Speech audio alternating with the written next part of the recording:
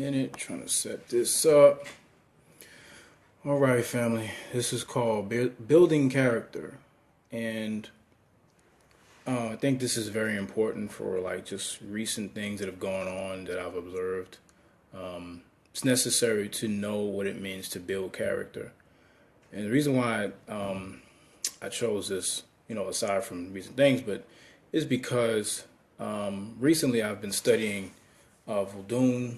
I listened to certain lectures about it. I've been always curious to find out exactly what Voodoo was. People use voodoo as well as a term, but Voodoo specifically, I've studied that because it gives you a purpose and why you're here on the planet. And the main reason why we're here as African people is to build character. It's the main reason why we're here. We're here to build character. A lot of us don't have good character. We have we have great intention, but we don't have good character. We don't know what it means to build character. We don't know what it means to have a good character. We don't know what it means to, like, let's say, for example, you find a purpose in life. That purpose is supposed to revolve around, giving praise to the ancestors and doing right. And a lot of us are in movements and doing things really just for the sake of looking good and looking good to other people, as opposed to showing, work. In different religions, you have a concept called worshiping, which is, to give praise to something, to give honor to something.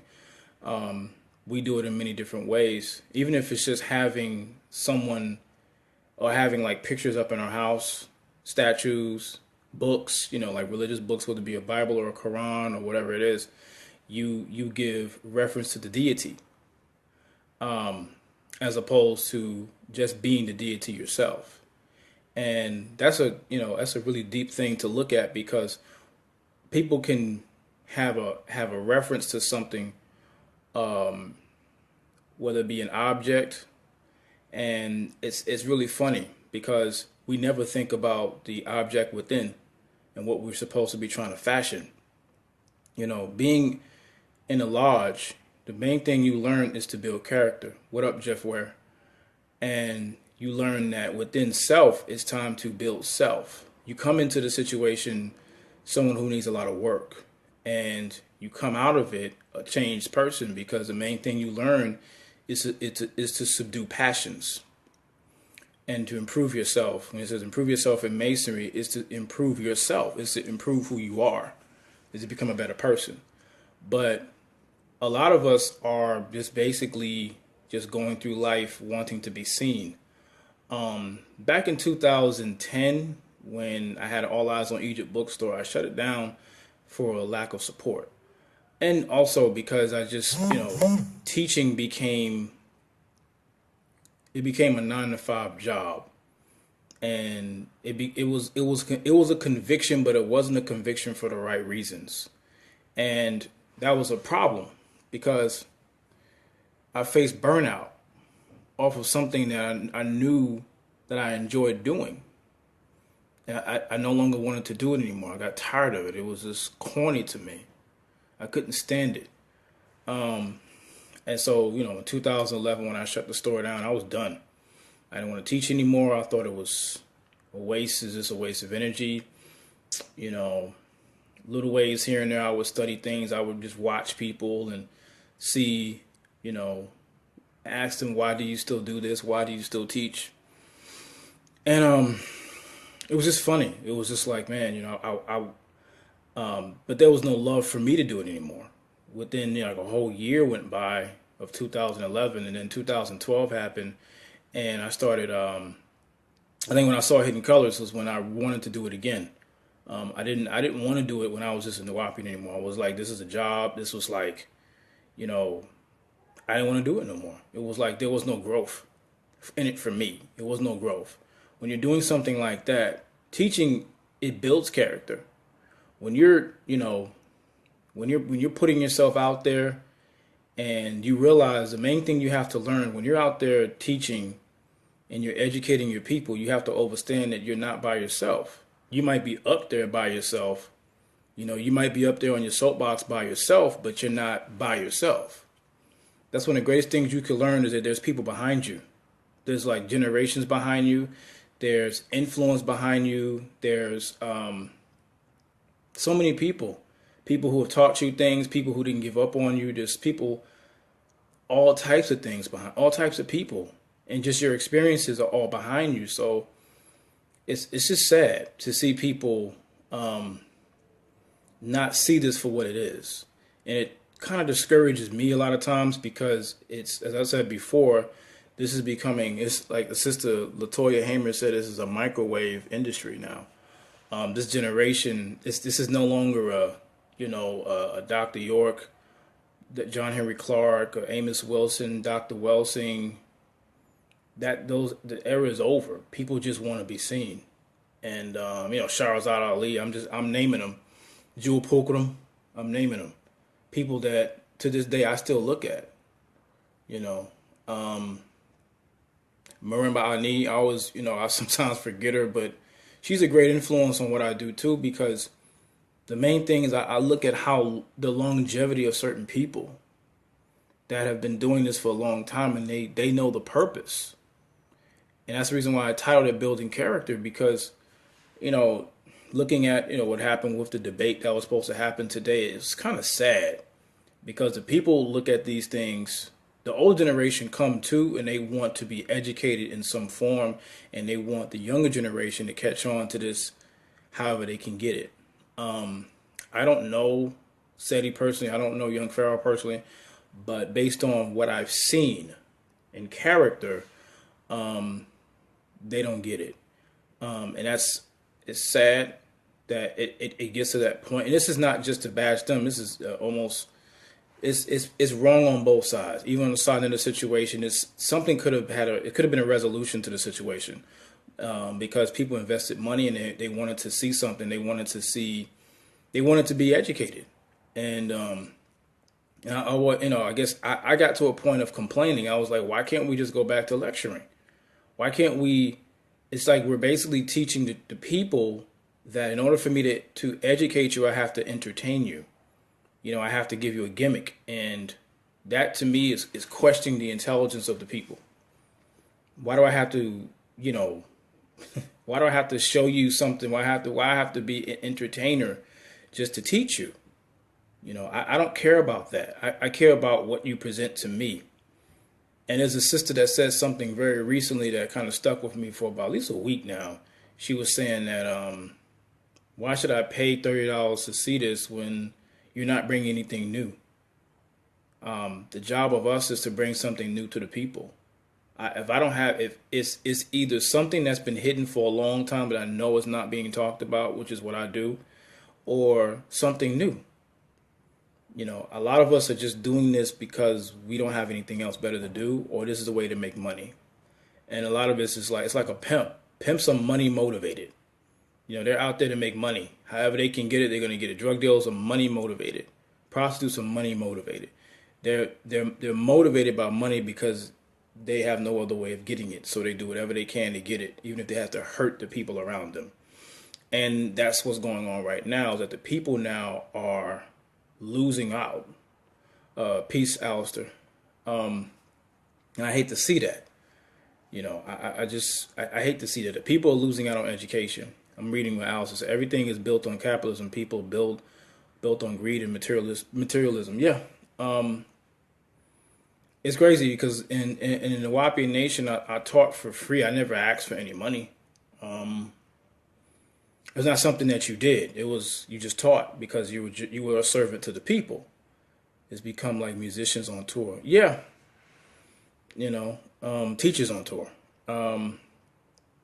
See, and the thing is, Kimmy Ray Atun asked me a question when we were doing a recording for the documentary last Friday. He asked me a question, and I thought about it for a moment, and I answered it a different way, but I'm going to answer it another way now. Now, I kind of said the same thing anyway. I'm going to say the same thing. I'm going to say the same thing now. Is that he asks, what has social media done to black people specifically? And I feel like basically it hasn't changed really much of anything. All it did was heighten what's happened to us. People, it's sad. I have a situation going on with my little brother now. Every time I turn around, this person's making videos about me, disrespecting me online. And the way I was brought up was you just handle it between family. Whereas this person chooses not to do that and continues to make videos.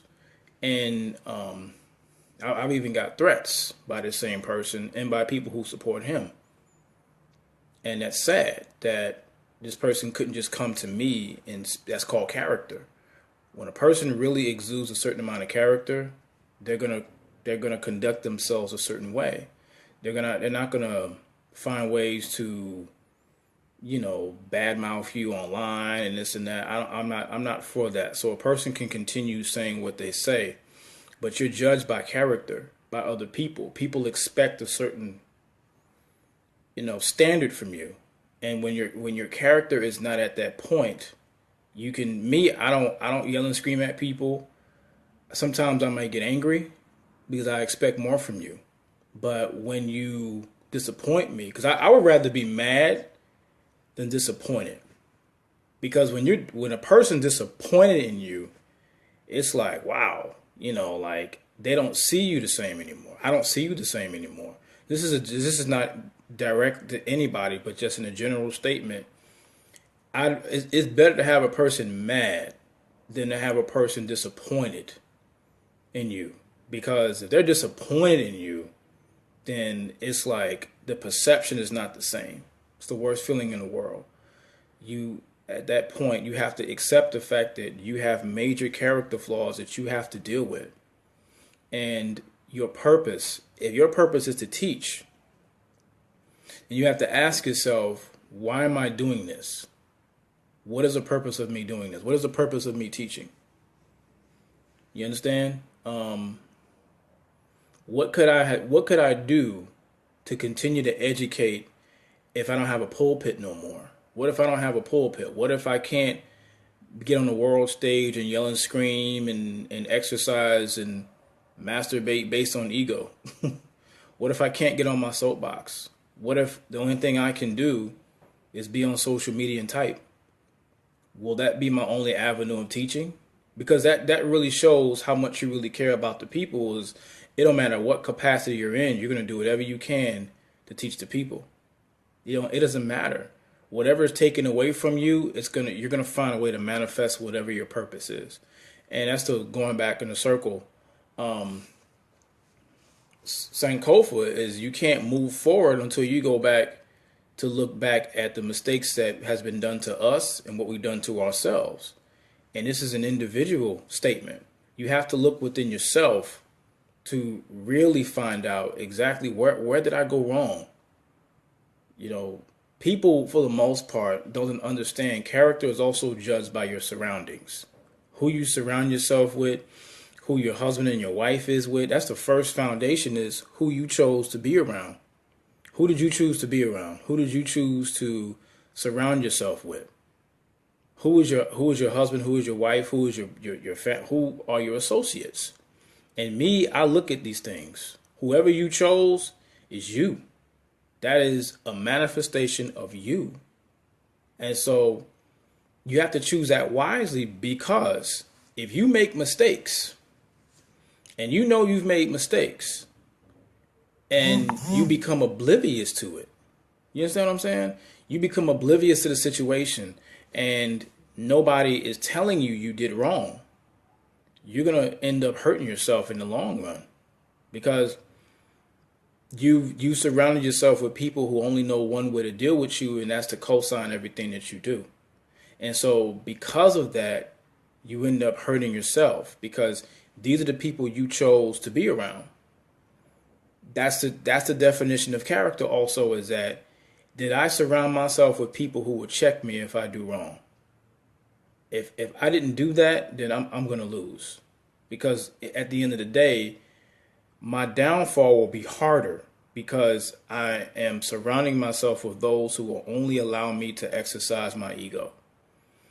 And it's silly, People do that purposely because they don't want, because for the most part, black people live lies. 90% of us live lies. We don't want to create an avenue where we can tell the truth to ourselves. So most of the time, if I make a true statement based on truth, not based on trying to bust somebody up, but just truth, I face an even stronger threat of harm because that individual has lived lies for a long time. That's why part of teaching is truth. It's ma'at. If you cannot exude ma'at, you're not teaching. You're just trying to do whatever you can to pacify. Most teachers are pacified. They like to pacify the people.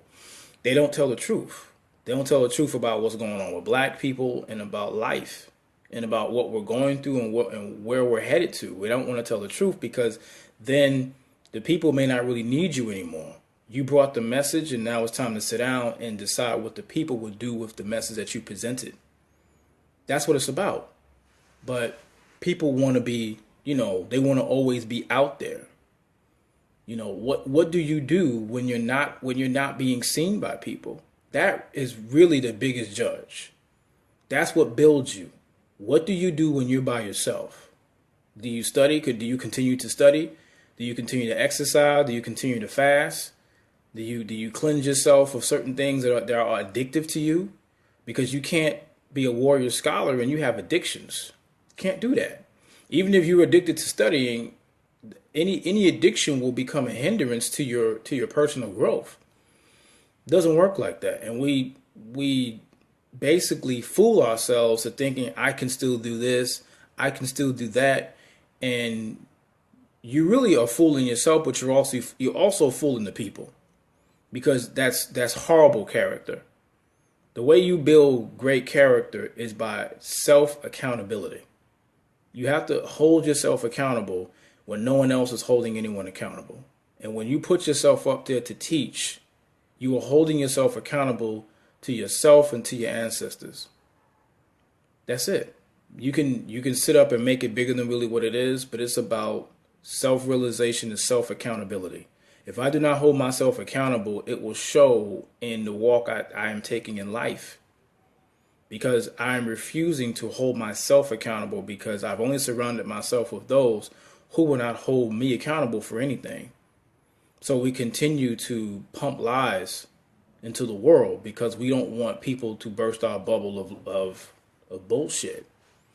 So we continue to keep pushing the lies. As long as we can keep pushing lies to the world, we're fine.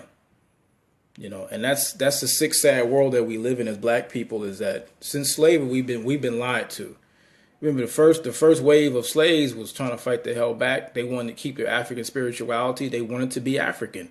And it was beaten from them, raped from them, molested from them. You understand? And so the next wave they got into the groove of slavery. They knew something was wrong with this, but they got used to it. And so the next thing you know, they getting fed religious lies and getting fed that white man is better than them, genetically better than them, and they're from monkeys. And so we had to accept these lies. We were forced to accept it, but now we accept it willingly because we don't really want more for ourselves. We still see, that's why we still use the term white supremacy, because we still see white people as supreme. It had nothing to do with being better. It's who you see supreme over you. We still do. We still see white supreme over us. Just like I talked about the last video I did dealing with the brother that was, they got hit in the face by the white person at the Trump rally, and rather than fight the person back, he's forgiving them in the courtroom, which is a damn shame. But back to the point. Character building is fully tested. Your character is really tested when you're in adverse situations. And today was a truly adverse situation for the whole debate thing. And I'm like, something Phil Valentine said, if there's no resolution, there's no after this debate, what do we do? Then it's pointless. We're doing a lot of things that are pointless, and it's making us go around in circles, and we're not getting a resolution, and we're not solving problems. A lot of us, I don't think, want to really solve problems, because then we won't need you anymore. Bottom line. Latoya said, racism, white terror dominators. Dr. Kamal Kambin. That's a great way of putting it too. It's a great way of putting it. Because they're the colonizers of the world. But you have to. Thing is, the best way to build character again is to put yourself through an adverse situation. I'm repeating this because our adverse situations is not just about whether your life is being tested or someone's like pushing or you get fired or you're, stuff like that. We only see these things as adverse because something like capital is being threatened or my life is being threatened. But it could just be a normal situation every day and how you deal with people. That's how your character is tested. To be a teacher, you have to have people skills. It's something that Afi said recently. She said a lot of teachers now don't have any people skills. They hate black people, and they pretend they love black people because that's the gimmick. I love black people because I'm teaching. Then you find out they don't really give a shit about us. They don't care about black people at all. You can tell that by how they treat. The way someone treats you is how they feel about you. You understand? That's the greatest denominator in how does this person see me? How are they treating you? That's all you need to know. However a person treats you is how they see you. And if they're not giving you the respect that you know you need, then you know what to do. You need to back away. Just that simple. But at the end of the day, just to wrap this up, that's the best way to build your character. The two ways is by yourself, so that you can create consistency within yourself and put yourself through a position where your character will be sorely tested. And you have to make the assessment of yourself as to me teaching, is it truly necessary? Is it truly necessary for me to be out here putting myself in this position to be a messenger of my people? Because the African warrior scholar, he holds himself accountable to every word that he says. That's why I don't stand down and I will never stand back. I learned that from Professor James Smalls and Booker T. Coleman. You don't stand down or stand back from the truth. If what you're saying is the truth, don't ever retract your statement. And that's something I will never do. If it's right and exact, it's the truth. I'm never going to change that. So I just want to say peace, Black Power, and Hotep family.